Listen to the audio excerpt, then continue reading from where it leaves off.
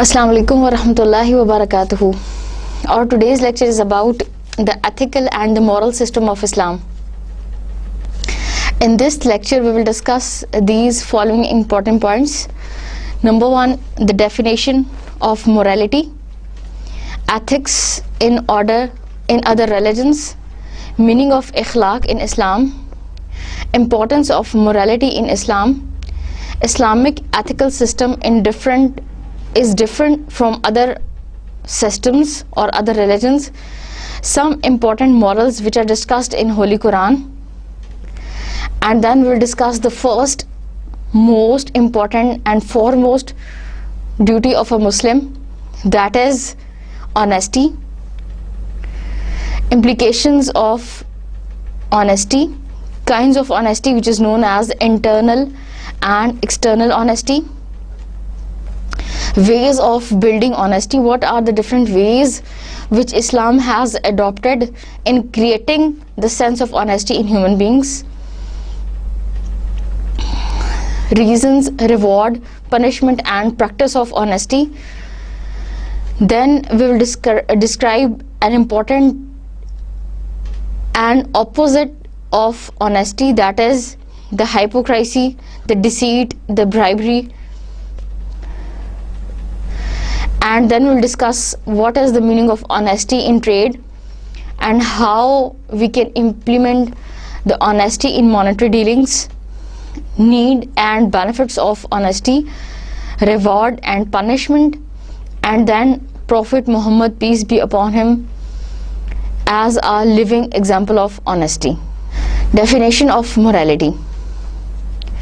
First of all, the word morality is not an Arabic term. Morality word is an English term, and this word morality is derived from Latin language moralitas, moralitas, and this moralitas means the behavior, the code of conduct,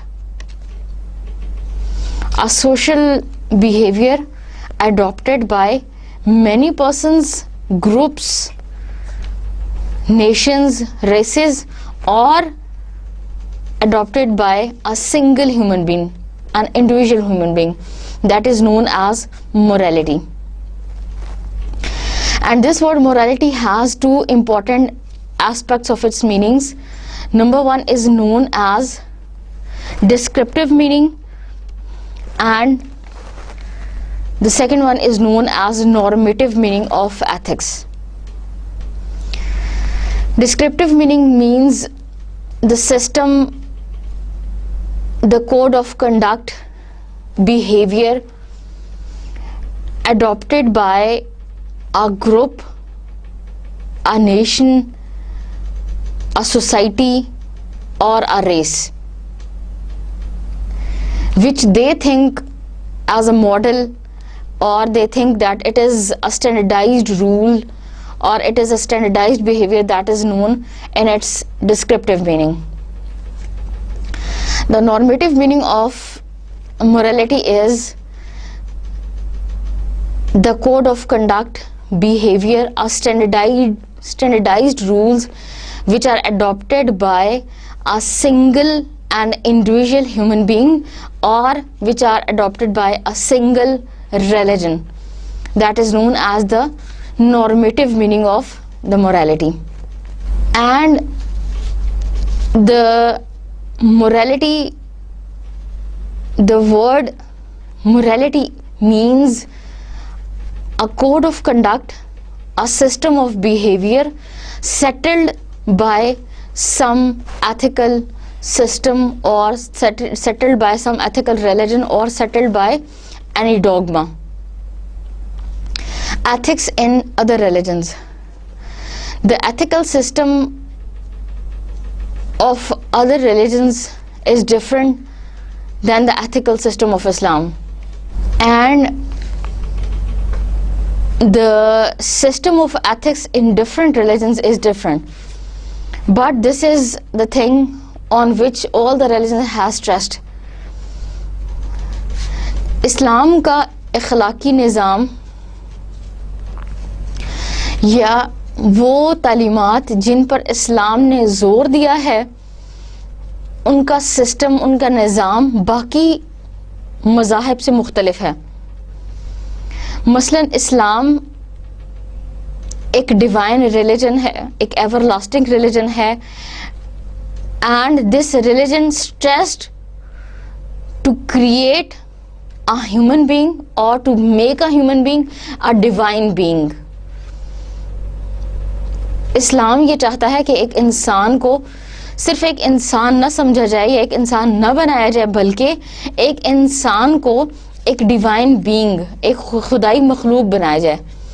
And how it is possible to make a human being a divine being? By creating in himself the good ethical system, by creating a divine ethics.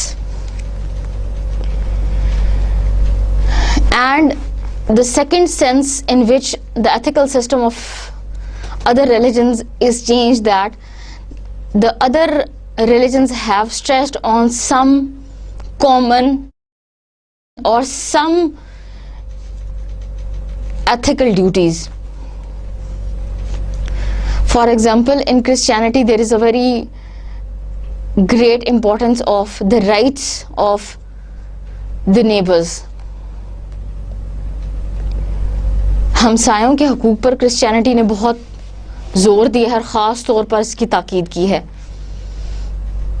اسی طرح Christianity کا ایک بہت بڑا role ہے that is known as turn thy cheek. Turn thy cheek کہ اگر کوئی ایک تھپڑ تمہارے چہرے پہ مارے تو دوسرا بھی گال آگے کر دو. کوئی ایک گال پہ تھپڑ لگائے تو دوسرا گال بھی آگے کر دیں. But the system which is settled by Islam, that is different. اسلام یہ کہتا ہے کہ اخلاقیات کی بنیاد یہ ہے کہ ہر انسان کے حقوق کو سمجھا جائے. یہاں تک کہ اسلام نے نفسیاتی طور پر بھی انسان کے اندر یہ سینس رکھی ہے کہ نہ صرف دوسروں کے حقوق کا خیال رکھا جائے، بلکہ اگر کوئی آپ کے حقوق کو پامال کرتا ہے اور اگر آپ ان سے بدلہ لینا چاہتے ہیں تو ہیومن نیچر کے قریب یہ ہے کہ آپ اتنا ہی بدلہ لیں جتنا کسی نے آپ کو تکلیف دیا ہے. جتنی کسی نے آپ کو تکلیف دی ہے، جتنی آپ کو کسی نے اذیت دی ہے، اس کے مساوی ہی آپ اس سے بدلہ لیں، اس سے زیادہ بدلہ نہ لیں. کیونکہ کبھی کبھار ایسا ہوتا ہے کہ اگر کوئی آپ کو تکلیف دیتا ہے، یہ کوئی آپ کو تنگ کرتا ہے یا اذیت دیتا ہے، تو اس کو معاف کرنا انسان کی نیچر میں نہیں ہوتا. اس کو معاف کرنا بہت زیادہ مشکل لگتا ہے. چنانچہ اسلام یہ کہتا ہے اگر معاف کر دیں تو بہت بہتر ہے، اگر عفو درگزر سے کام لیں تو اس سے اچھی کوئی بات نہیں. لیکن اگر آپ اس کا جواب دینا چاہتے ہیں تو اتنی ہی تکلیف اس شخص کو بھی دیں، اتنی ہی اذیت اس شخص کو دیں جتنی اس نے آپ کو دی. اس سے زیادتی نہ کریں، اس میں اضافہ نہ کریں. اور ایک ڈفرنس اسلامک ایتھیکل سسٹم اور باقی ایتھکس میں یہ ہے کہ اسلام نے انسان کی ethical training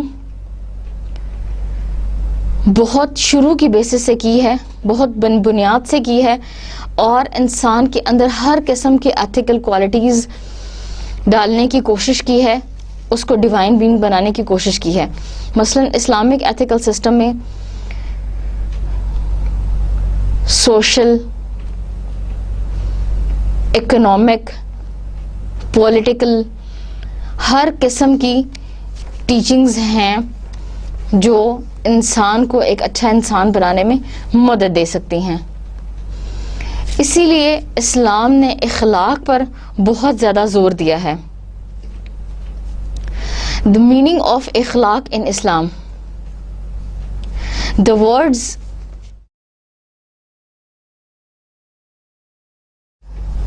which Quran has used for this morality or this ethical system is اخلاق. The equivalent word of morality or ethics is ikhlaq. And this ikhlaq doesn't mean just a behavior. اس اخلاق کا مطلب صرف ایک سلوک نہیں ہے، بلکہ اخلاق سے مراد انسان کی تمام عادات و اطوار، انسان کے طور طریقے،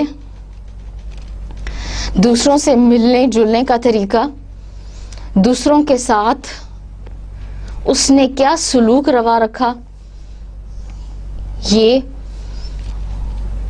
اور اس نے اللہ کے احکام پورے کرنے میں کس نیت سے اور کس شوق اور دلچسپی سے وہ کام کیا، یہ تمام چیزیں انسان کے دائرہ کار کو یا انسان کے اخلاق کے دائرہ کار کو ترتیب دیتی ہیں کہ انسان اپنے کھانے پینے میں کیسا ہے، انسان اپنے اٹھنے بیٹھنے میں کیسا ہے، پھر انسان کے انسانوں کے ساتھ معاملات، اس کے بعد انسان کے اداروں کے ساتھ معاملات، اس کے بعد انسان کے اپنے رب کے ساتھ معاملات، حتیٰ کہ وہ تمام چیزیں یا وہ تمام اسلوب اور طریقہ کار جو اپنی زندگی میں ایک انسان اپناتا ہے اور جس چیز پر اس کا اختتام ہوتا ہے وہ انسان کے اخلاق میں شامل ہیں. یعنی اخلاق کا دائرہ کار بہت وسیع ہے اور اخلاق میں انسان کی بہت ساری چیزیں شامل ہیں. اگر ہم اخلاق کو عادت ثانیہ کہیں تو یہ بھی درست ہوگا کہ یہ چیز انسان کے اخلاق میں اتنی پختہ ہو چکی ہے، یہ چیز اس کے اخلاق میں اتنی عام نظر آتی ہے کہ یہ اس کی عادت ثانیہ بن گئی ہے. چنانچہ کچھ لوگوں کا خیال ہے کہ جس طرح عادات و اطوار کو بدلنا مشکل ہے، اسی طرح اخلاق کو بدلنا مشکل ہے. لیکن در حقیقت یہ عادات اور یہ اخلاق اسی لیے ترتیب دیا جاتا ہے تاکہ انسان کی اخلاق یا انسان کے کردار کی تعمیر کی جا سکے. انسان کے کردار کی تعمیر میں اور انسان کے کردار کو بنانے اور سنوارنے میں سب سے زیادہ اہم کردار اگر کوئی چیز ادا کرتی ہے تو وہ انسان کا اخلاق ہے. اور یہی وہ اخلاق ہے جو انسان کی پہچان ہے، اور یہی وہ اخلاق ہے جو ایک انسان کو دوسرے انسان سے مختلف قرار دیتا ہے. مثلا آپ کسی انسان سے ملے اور وہ بہت عرصے بعد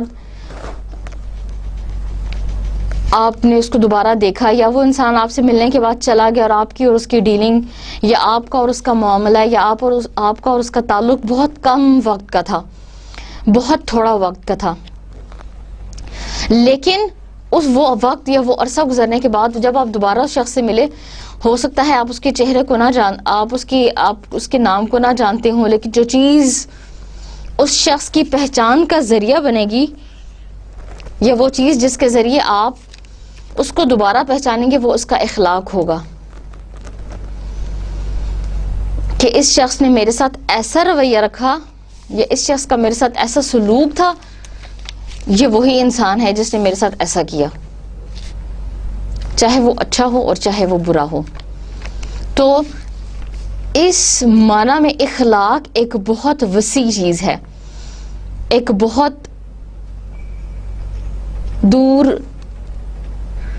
اندیش چیز ہے، اور اخلاق سے مراد صرف ایک انسان کا بیہیویئر یا صرف ایک انسان کا سلوک نہیں ہے، بلکہ اخلاق کا معنی مختلف اقوام، مختلف مذاہب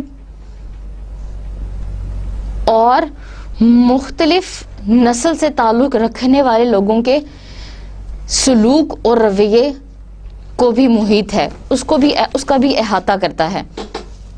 یعنی اخلاق سے مراد ہے ان تمام لوگوں کی مختلف لوگوں کی اقوام، مختلف لوگوں کی نسلیں اور مختلف مذاہب سے تعلق رکھنے والے لوگوں کا بیہیویئر یا ان کا سلوک. چنانچہ اخلاق کا دائرہ کار بہت وسیع ہے. امپورٹنس آف مورالٹی ان اسلام. اسلام نے انسان کے اخلاق کی تعمیر پر بہت زیادہ زور دیا ہے، اور جیسا کہ ہم بتا چکے ہیں کہ اسلام چونکہ ایک ڈیوائن ریلیجن ہے، ایک ڈیوائن ورڈ ہے، چنانچہ اس نے انسان کو ایک ڈیوائن بینگ بنانے میں بہت امپورٹنٹ کردار ادا کیا ہے. اور اگر قرآن پاک کو دیکھا جائے تو اس میں جا بجا اللہ تعالیٰ نے اخلاق کی تعمیر، اچھے اخلاق اور مختلف قسم کی اچھی ایتھیکل کوالٹیز کون سی ہیں اس پر اسلام نے جا بجا زور دیا. ہر قرآن میں جا بجا وہ بیان کی گئی ہیں. اگرچہ قرآن ایک ایسی کتاب ہے جس میں صرف کلیات ذکر کیے گئے ہیں. قرآن صرف کلیات کی کتاب ہے، جزیات کی کتاب نہیں ہے. مین انجنکشنز، مین پرنسپلز جو ہیں وہ تو قرآن میں بیان کیے گئے ہیں، لیکن پرٹیکولر اسپیسیفک سچویشنز جو ہیں یا پرٹیکولر احکام جو ہیں، انجنکشنز جو ہیں وہ قرآن میں نہیں بیان کیے گئے. لیکن ایتھیکل سسٹم یا مورل سسٹم اتنا ضروری ہے اور اتنا اہم ہے کہ ایتھیکل سسٹم سے ریلیٹڈ چھوٹی چھوٹی باتیں اور پرٹیکولر انجنکشنز بھی قرآن نے ذکر کیے ہیں. قرآن ان کو اتنا اہم سمجھتا ہے. بظاہر یہ چھوٹی سی چیزیں معلوم ہوتی ہیں کہ چلنا کیسے ہے، انسان کی آواز کیسی ہونی چاہیے، انسان کو والدین کے ساتھ کیسا سلوک رکھنا چاہیے. بظاہر یہ چھوٹی چھوٹی سم ٹائمز یہ چھوٹی چیزیں شمار ہوتی ہیں، لیکن اسلام نے ان کو اتنی امپورٹنس دی ہے کہ اسلام نے ان کو بہت امپورٹنٹ سائڈ سے دیکھا ہے اور اسلام نے ان کو بھی ذکر کیا ہے. Even the holy Quran discusses how to walk. اللہ تعالیٰ کہتے ہیں اِنَّكَ لَن تَخْرِقَ الْأَرْضَ وَلَن تَبْلُغَ الْجِبَالَ طُولًا، کہ زمین پر عاجزی اور انکساری سے چلو، کیونکہ تم جتنے بھی بلند ہو جاؤ تمہارے پاؤں زمین پر ہی رہیں گے اور تمہارے پاؤں کی دھمک زمین کو توڑ نہیں سکتی، اور تم جتنے بھی بلند ہو جاؤ تم پہاڑ کے مقابلے میں چھوٹے ہی رہو گے. اگرچہ یہ بہت چھوٹی سی بات ہے، لیکن انسان کو ایک اچھا انسان بنانے میں چونکہ عاجزی اور انکساری کا بہت اہم کردار ہے، اس لیے اس چھوٹی سی کوالٹی کو بھی اسلام نے بہت خاص سمجھا ہے اور ذکر کیا ہے. انسان کی آواز، ان انکر الاصوات لصوت الحمیر، بے شک سب سے زیادہ ناپسندیدہ آواز گدھے کی ہے. چنانچہ انسان کو دھیمے لہجے میں، اچھے لہجے میں، مناسب لہجے میں رہتے ہوئے بات کرنی چاہیے. اور یہ جو لوگ چیخ چیخ کے بولتے ہیں یا بہت شور مچاتے ہیں، ان کے بارے میں قرآن نے کیا کہا ہے کہ سب سے بھدی اور بری اور ناپسندیدہ آواز گدھے کی ہے، اگرچہ وہ بھی بہت اونچا بولتا ہے. چنانچہ اسلام نے ان چیزوں پر اتنا زور دیا ہے، ان کو اتنا اہم سمجھا ہے کہ قرآن نے خاص طور پر الگ الگ ان کو ذکر کیا ہے. Then we will discuss that Islamic ethical system is different from other systems or other religions. کہ اسلام کا جو ethical system ہے وہ باقی moral code سے different ہے. For example, we will find that it is the Quran wants to create a world of personal ethics, family morals, social morals, business, political ethics and literal ethics. And there is no corner of human ethical system which is left by Holy Quran. Quran has discussed different political ethics, economic ethics, monetary dealing ethics, human ethics. چنانچہ ethics کا کوئی ایسا aspect نہیں ہے جو قرآن نے ذکر نہ کیا ہو یا جو اسلام نے نہ بیان کیا ہو.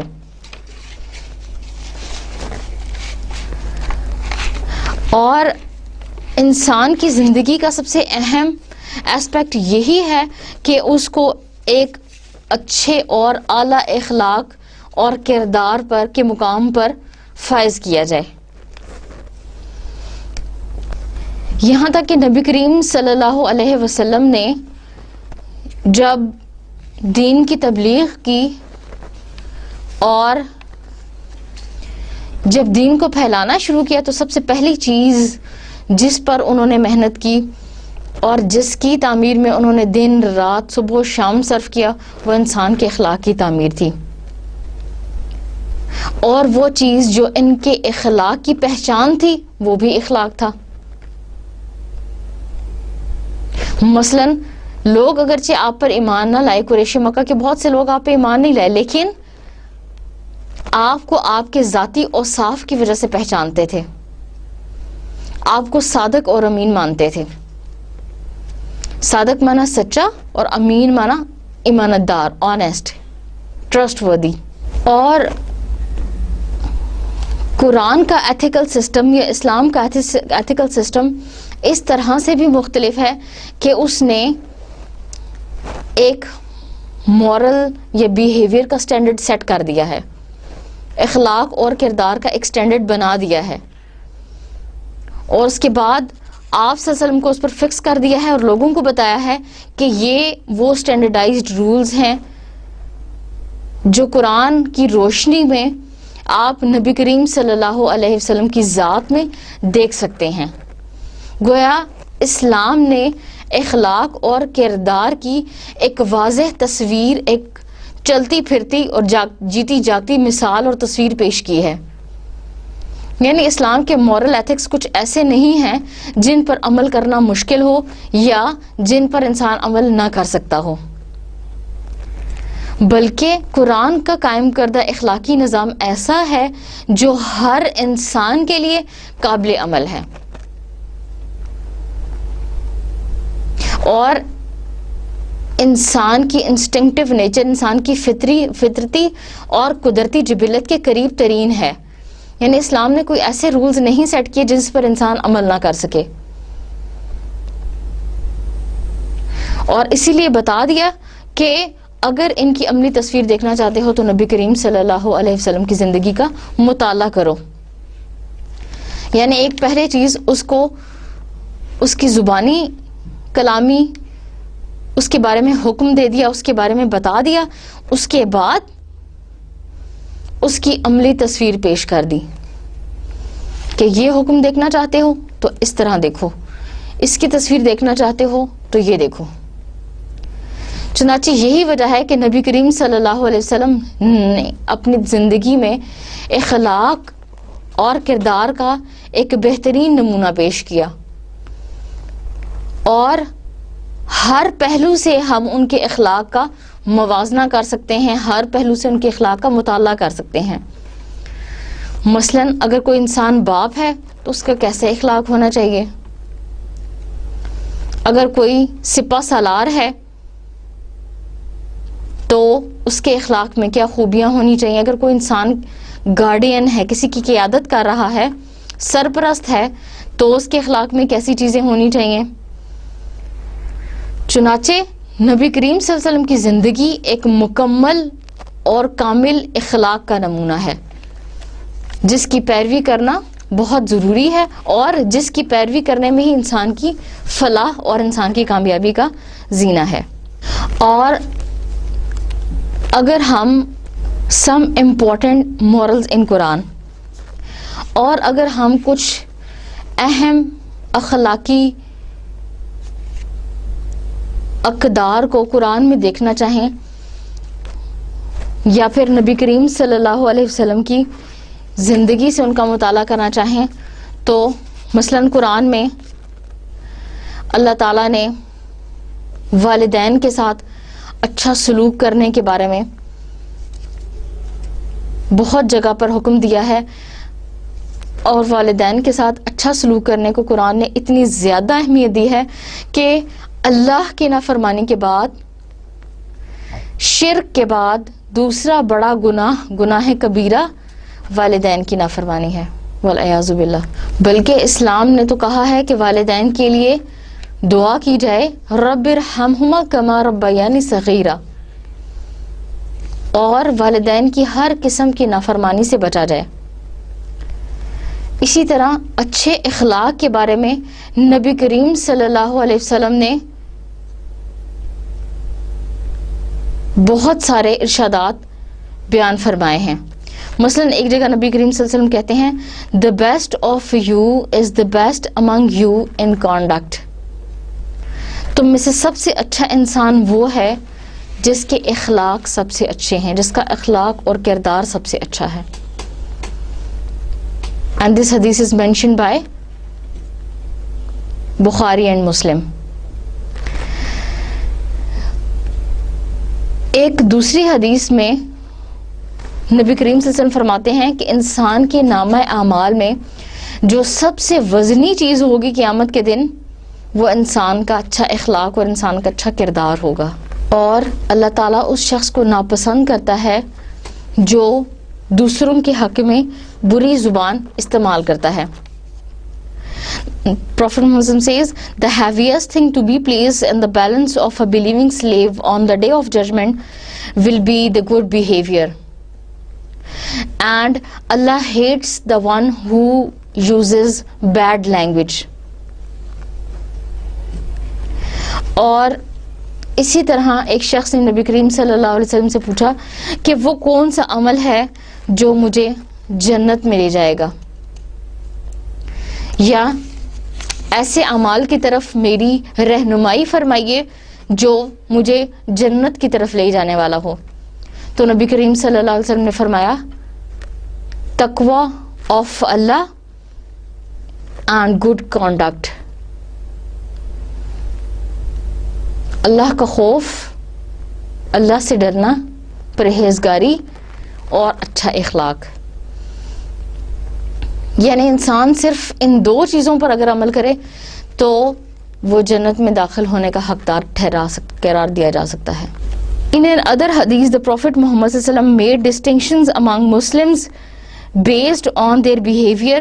The Prophet Muhammad says the most perfect man in his faith among the believers is the one whose behavior is the most excellent، کہ ایمان لانے والوں میں سے سب سے اچھا اور سب سے بہترین انسان وہ ہے جس کا اخلاق سب سے اچھا ہے۔ And the best of you are those who are the best of their wives، اور تم میں سے سب سے بہترین وہ ہے جو اپنے اخلاق کو اپنے بیویوں کے حق میں یا اپنے اہل خانہ کے حق میں سب سے زیادہ بہتر رکھتا ہے۔ حتیٰ کہ نبی کریم صلی اللہ علیہ وسلم نے یہ بھی فرمایا کہ قیامت کے دن ہر انسان کا جنت میں جو درجہ ہے وہ اس کے اخلاق کی وجہ سے مختلف ہوگا، یعنی جتنا اچھا اور جتنا اعلیٰ کردار اس نے دنیا میں نبھایا ہے، جتنا اچھا اخلاق اس نے اختیار کیا ہے، اتنا ہی اچھا درجہ اسے جنت میں ملے گا۔ Prophet Muhammad says, the dearest and the nearest among you to me on the resurrection day will be the one who is the best in conduct، کہ قیامت کے دن میرے سب سے نزدیک وہ انسان ہوگا جس کا اخلاق سب سے اچھا ہے۔ اور اسلام کا قائم کردہ اخلاقی نظام ایسا ہے جس کا سورس، جس کا ذریعہ ایک ڈیوائن ذریعہ ہے، یعنی اللہ تعالیٰ نے اس کو خود نازل کیا ہے۔ چنانچہ اس میں ایسے احکام ہیں جو انسان کی جبلت، انسان کی فطرت کے قریب ہیں اور انسان کو ایک بہترین مخلوق بنانے میں بہت اہم کردار ادا کرتے ہیں. اور چونکہ اس نظام کی بنیاد ریویلیشن ہے، وہی ہے، اس لیے اس کو بدلنا یا اس نظام کو تبدیل کرنا بھی درست نہیں ہے. اور جو شخص اس نظام کے خلاف چلتا ہے یا اس کو توڑنے کی کوشش کرتا ہے تو اس سے تمام معاشرے میں انسان کی اپنی انفرادی زندگی میں بگاڑ اور اختلاف پیدا ہوتا ہے. اور اسلام کے اخلاقی نظام کی ایک خصوصیت یہ بھی ہے کہ یہ آنے والے وقتوں کے لیے بھی انسان کو رہنمائی فراہم کرتا ہے، اور اس کے جو احکامات ہیں وہ وقت یا پھر مکان اور جگہ کے تبدیل ہونے سے نہیں تبدیل ہوتے. یعنی اسلام کے احکام ایسے ہیں جو ہر وقت اور ہر جگہ رہنے والوں کے لیے ایپلیکیبل ہیں. They are applicable and they are universal for all the human beings for all the times to come till the day of judgment, and for all the people they are universal. They will be applicable till the day of judgment. ایسا نہیں ہو سکتا کہ کوئی شخص اگر کسی ایک حکم پر عمل کر رہا ہے تو کوئی جگہ یا مقام کے بدل جانے کی وجہ سے وہ اس پر عمل نہ کر سکے. مثلا ایک بندہ پاکستان میں تو سچ بول رہا ہے لیکن امریکہ میں چلا جائے یا انگلینڈ میں چلا جائے تو وہاں وہ سچ نہ بول سکے. یا کسی ایک اخلاقی کوالٹی پر وہ ایک جگہ تو عمل کر سکتا ہے لیکن دوسری جگہ عمل نہیں کر سکتا، بلکہ یہ اپنی حیثیت میں عالمگیر ہیں. اور جن اخلاقی کردار کو اسلام نے اچھا کہا ہے یا اسلام نے ان کو بہتر سمجھا ہے یا اسلام نے ان پر زور دیا ہے، وہ ہمیشہ ہر وقت اور ہر جگہ پر لوگوں کے لیے ایپلیکیبل ہوں گے، اور لوگ ان کو اچھا اور ویسا ہی سمجھیں گے جیسا آج سمجھتے ہیں. اور جن چیزوں کو آج کسی نے برا سمجھا ہے کل بھی لوگ انہیں برا ہی سمجھیں گے، اور آنے والے زمانوں میں بھی لوگ انہیں برا ہی سمجھیں گے. اور جن سے بچنے کی تاکید اسلام نے کی ہے لوگ ہمیشہ ہی اس سے بچیں گے، کیونکہ وہ ایک ایسے اسٹینڈرڈائزڈ رولز ہیں جو معاشرے کی تعمیر میں، کسی بھی نظام کی تعمیر میں بہت زیادہ اہم ہیں. اور اگر ان سے روگردانی کی جائے گی یا انہیں توڑا جائے گا تو کبھی بھی کوئی ایک صحت مند معاشرہ قائم نہیں کیا جا سکے گا. سم امپورٹنٹ مورلز ان قرآن. قرآن میں بیان کیے جانے والے کچھ اہم اخلاقی اقدار اور اطوار. مثلاً قرآن میں اللہ تعالیٰ نے بہت سارے اچھے اخلاق کے بارے میں ذکر کیا ہے. ان میں سے درج چند ایک یہ ہیں: dealing with your parents in the best manner. Dealing with your parents in the best manner. قرآن پاک میں اللہ تعالیٰ کہتا ہے فلا تقل لہما اف ولا تنہرہما وقل لہما قولا کریما، کہ اگر والدین بوڑھے ہو جائیں تو انہیں آپ اف تک نہ کہیں اور نہ ہی ان سے ذلت آمیز لہجے میں گفتگو کریں. وقل لہما قولا کریما، اور ان کے ساتھ اچھی زبان استعمال کریں، اچھے الفاظ استعمال کریں.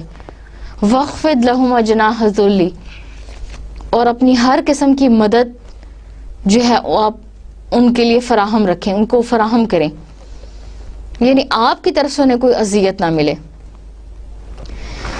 اس کے علاوہ being nice to your relatives and neighbours, ہمسایوں کا خیال رکھیں اور اپنے عزیز و اقارب کے ساتھ اچھا سلوک کریں.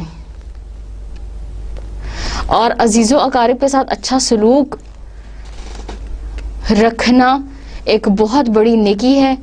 یہی وجہ ہے کہ قرآن میں بہت جگہ پر اقربا اور ذل قربا کا لفظ استعمال ہوا ہے، یعنی وہ لوگ جن کے ساتھ ہمارا قرابت داری کا رشتہ ہے ان کے ساتھ ہمیں اچھے اخلاق کا مظاہرہ کرنا چاہیے. Taking care of orphans and poor, غریب اور یتیموں کا خیال رکھنا. Telling the truth and being honest, سچ بولنا اور امانت داری اختیار کرنا، آنیسٹ ہونا. Being sincere in all of your intentions, انسان کا اپنی تمام نیتوں میں ٹھیک اور درست ہونا.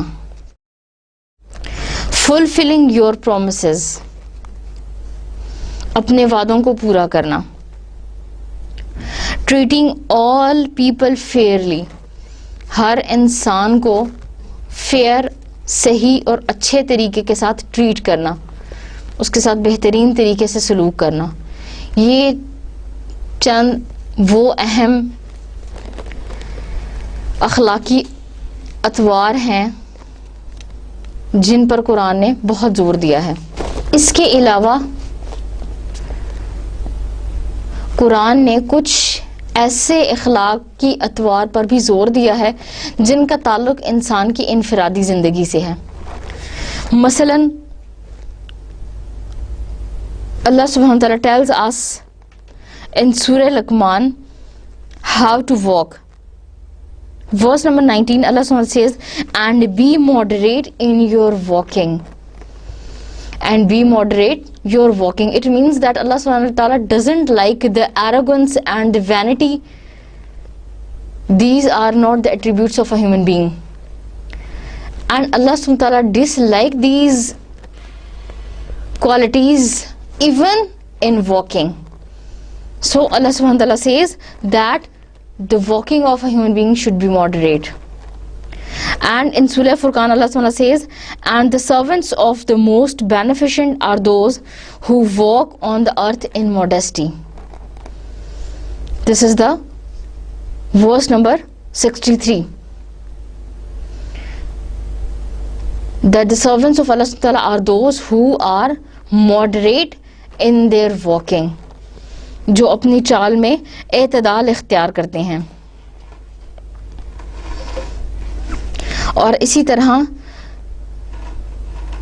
سورہ بنی اسرائیل ورس نمبر 37 میں اللہ تعالیٰ کہتے ہیں and walk not on earth with conceit and arrogance.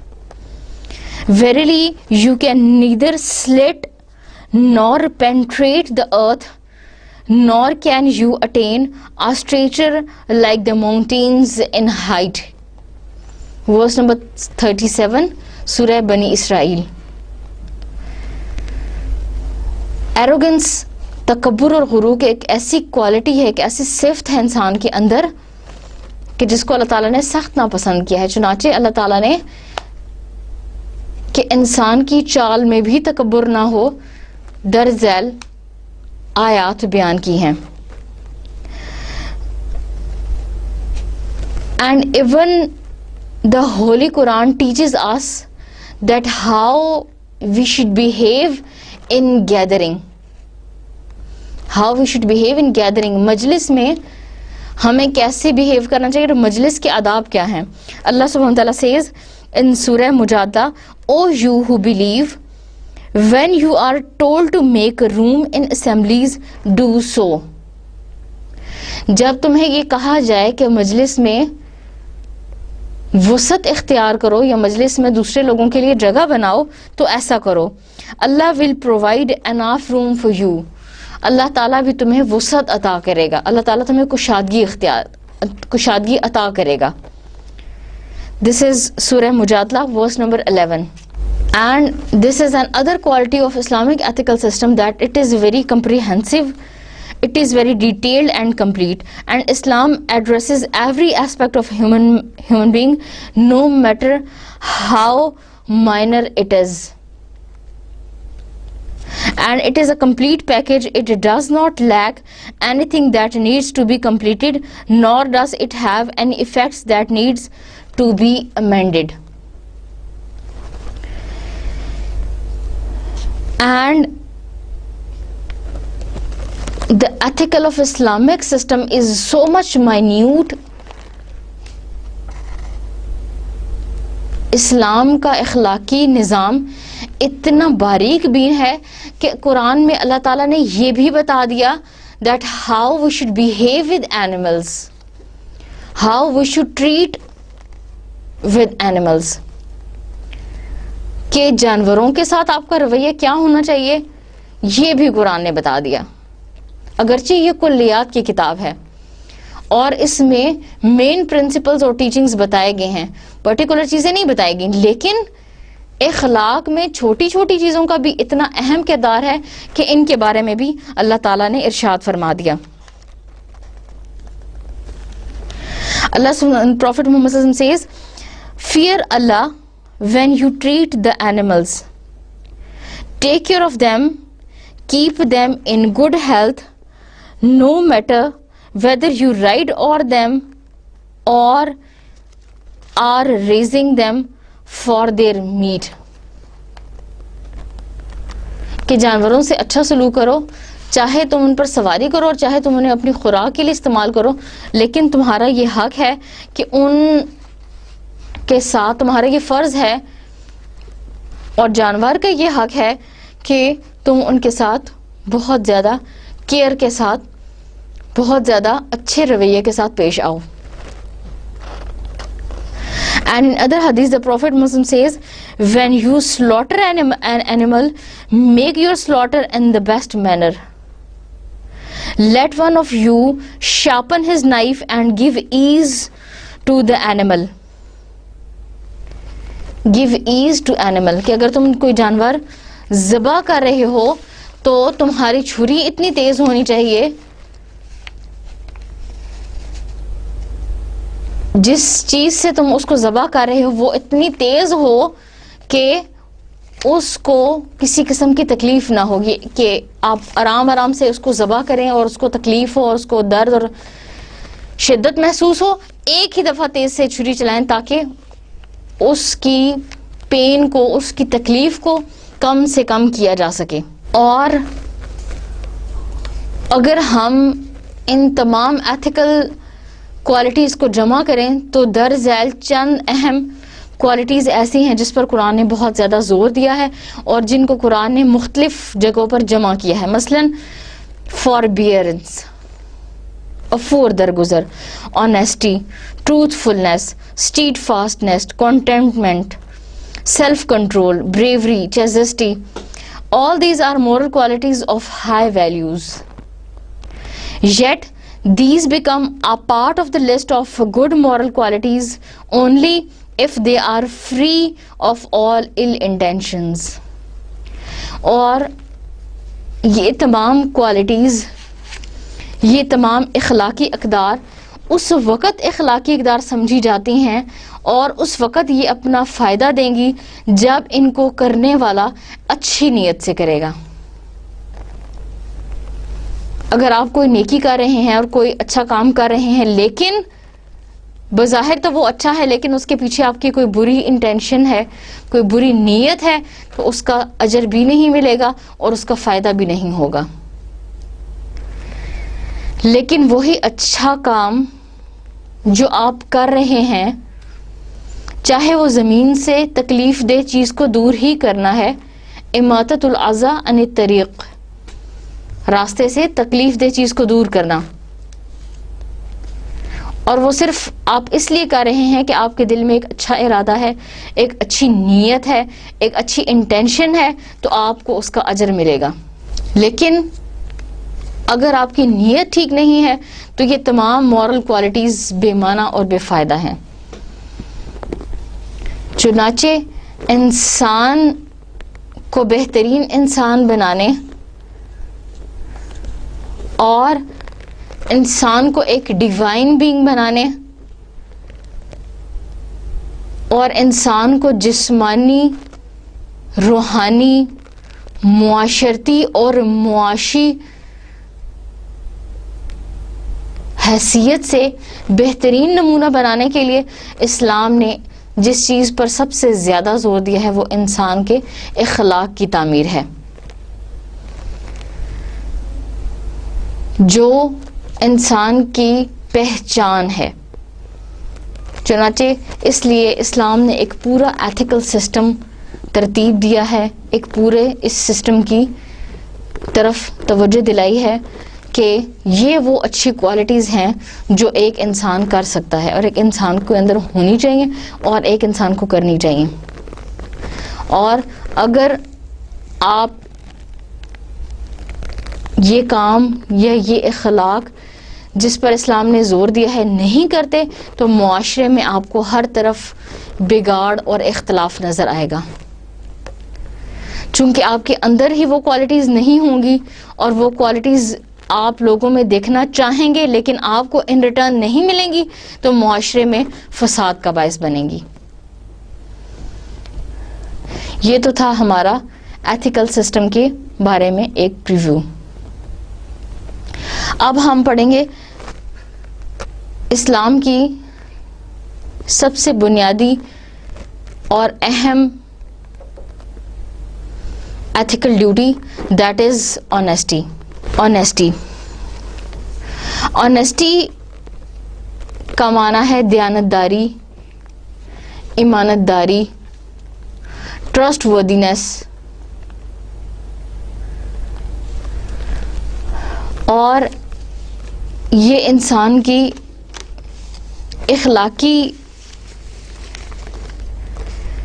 اخلاقی فرائض میں سے اہم ترین فریضہ ہے، کیونکہ یہ وہ چیز ہے جس کا ان ریٹرن یا جس کا جواب یا جس کا نتیجہ اور رزلٹ انسان دنیا میں سب سے زیادہ دیکھتا ہے. اور اگر اس نے اس چیز کی تعمیر نہیں کی اپنے اندر اور وہ خود آنیسٹ نہیں ہے تو بدلے کے طور پر اسے ان ریٹرن بھی ڈس آنیسٹی ہی ملے گی، دھوکہ ملے گا، ڈیسیٹ ملے گی. چنانچہ یہ اہم ترین فرائض میں سے ایک ہے.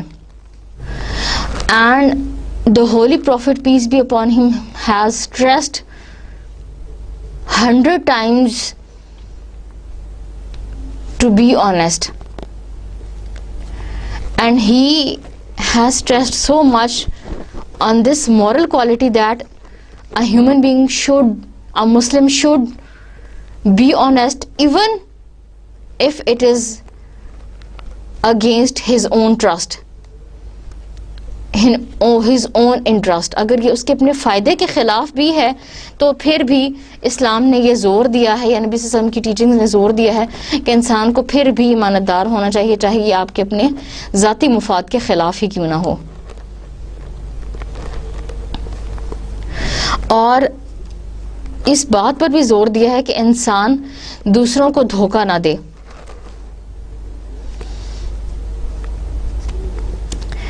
اور انسان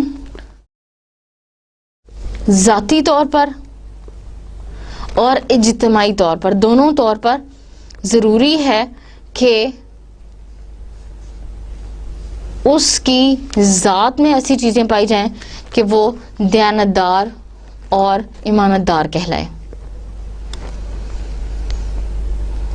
کیونکہ یہ ایک ایسی کوالٹی ہے جس کی ضرورت نہ صرف اس کی ذات کو ہے بلکہ ایک ایسی کوالٹی ہے جس کی ضرورت اس کے معاشرے کو بھی ہے. چنانچہ اسلام نے اس پر بہت زیادہ زور دیا ہے اور بار بار انسان کے ایمانت دار ہونے پر، دیانتدار ہونے پر زور دیا ہے. Implications of honesty. Honesty in fact is a blanket term. یہ ایک ایسا لفظ ہے جس کے اندر بہت سارے معنی پائے جاتے ہیں، یہ ذو معنی لفظ ہے. چنانچہ اس کا معنی یہ ہے کہ انسان اپنے وعدے کی پاسداری کرے، fulfillment of promise، whether written or given orally. چاہے وعدہ لکھا ہو اور چاہے اس نے زبانی کیا ہو اس کو پورا کرے. It also means to give right advice to the right one who asks for it at the right time, who asks for it. اس کا مطلب یہ بھی ہے, آنیسٹی کا مطلب یہ بھی ہے, اس کی امپلیکیشنز میں یہ بھی شامل ہے کہ انسان دوسرے انسان کو صحیح مشورہ دے اور اس وقت پر مشورہ دے جب وہ مشورہ طلب کرے, اور جو مشورہ طلب کرے اس کو ویسا ہی مشورہ دیا جائے. It also implies to do the one's work honestly, sincerely and perfectly. کہ آپ اپنے کام کو, اپنی ذمہ داریوں کو اخلاص کے ساتھ اور بہترین طریقے پر ادا کریں. And honesty also implies carrying out duties as fully as possible, whether the person is supervised or not. کہ انسان اپنی ذمہ داریوں کو اور اپنے فرائض کو صحیح طریقے سے ادا کرے اگرچہ کوئی اس کو دیکھنے والا یا اس کی نگرانی کرنے والا ہو یا نہ ہو. And honesty also means giving every person his due rights without his asking for these rights. اور آنیسٹی میں یہ بھی بات شامل ہے کہ آپ دوسرے انسان کو اس کے حقوق ادا کریں اگرچہ کوئی اپنے حقوق کے لیے آپ سے بات کرے یا نہ کرے, آپ سے مانگے یا نہ مانگے, آپ اس کو اس کا حق دیں. Honesty also means doing the right thing in the right way at the right time. صحیح وقت پر صحیح فرائض کے ساتھ اور صحیح راستہ اختیار کرتے ہوئے آپ اپنی ذمہ داریوں کو ادا کریں. Honesty also means objectivity in judgment and objectivity in evaluation and objectivity in decisions of all type. کہ آپ ہر قسم کی ججمنٹ میں, ہر قسم کی ایویلویشن میں آبجیکٹیوٹی آپ کے مد نظر ہو, آپ ایک پازیٹیو وے میں ہر کام کریں. And honesty also implies the right selection of personnel and the right promotion of personnel. That means the selection by merit. اور honesty کا مطلب یہ بھی ہے کہ آپ صحیح بندے کو صحیح کام کے لیے منتخب کریں. Honesty is in fact a very deep word and it also covers telling the truth. اس کا یہ مطلب بھی ہے کہ آپ سچ بولیں. To have sincerity. آپ اخلاص اور خلوص کے ساتھ اور نیک نیتی کے ساتھ ہر کام کریں. To be positive in your intentions. آپ اپنے ارادوں میں, نیت میں پازیٹیو ہوں. And fulfilling one's words. Objective judgment and objective decisions. یہ تمام معنی آنیسٹی کے معنی میں شامل ہیں. And honesty is the opposite of lying. جھوٹ بولنے کے متضاد ہے آنیسٹی, یعنی جھوٹ بولنا, دوسروں کو دھوکہ دینا, یہ اپنا کوئی بھی کام اس میں کسی کو دھوکہ دینا, اس میں بلفنگ کرنا یا منافقت دکھانا یا کسی بھی کام میں دوسروں کو دھوکہ دینا یا فیوریٹزم دکھانا, یہ تمام متضاد ہیں آنیسٹی کے. چنانچہ ہم یہ کہہ سکتے ہیں کہ آنیسٹی کا لفظ بہت بڑا لفظ ہے. اس میں انسان کی وعدے کی پاسداری کرنا, sincerity,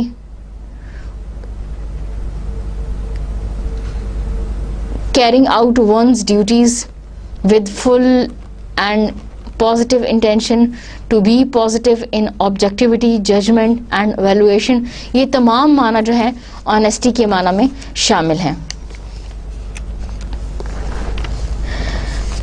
Now the kinds of honesty. Honesty کی ایمانداری یا دیانتداری کی مختلف اقسام.